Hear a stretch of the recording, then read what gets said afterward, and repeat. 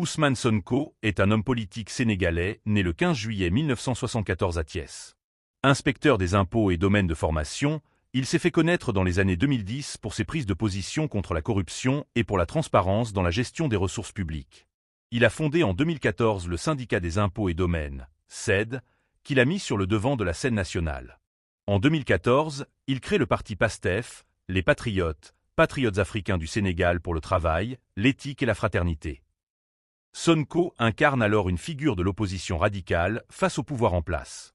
Son discours centré sur la souveraineté économique, la lutte contre le néocolonialisme et la défense des ressources naturelles séduit une partie importante de la jeunesse sénégalaise.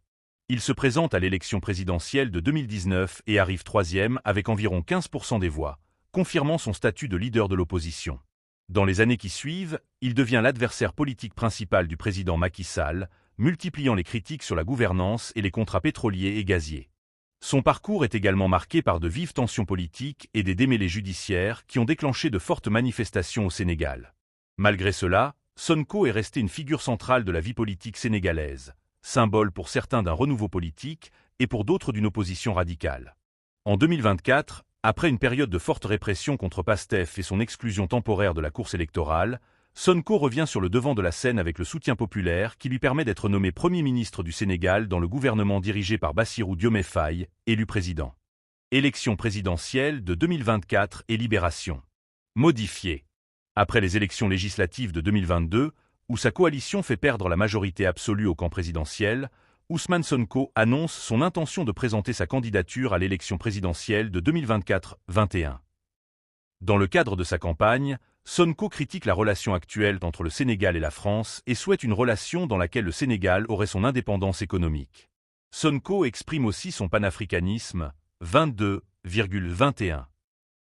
Outre l'affaire relative au viol présumé contre Adji Sarr, la campagne présidentielle est aussi rythmée par une autre affaire judiciaire qui concerne l'accusation portée par Ousmane Sonko à l'encontre de Mame Mbaye Niang, ministre du Tourisme. En novembre 2022, Sonko l'accuse d'être nommé dans un rapport de l'Inspection générale d'État pour des malversations dans le PRODAC, Programme des domaines agricoles communautaires. Le ministre dépose une plainte pour diffamation, injure publique, faux et usage de faux, 23,24. La première audience du procès se tient le 16 février 2023 mais est rapidement renvoyée, à la demande des avocats de Sonko, au 16 mars. La police lance des grenades lacrymogènes pour repousser les sympathisants de Sonko présents devant le palais de justice.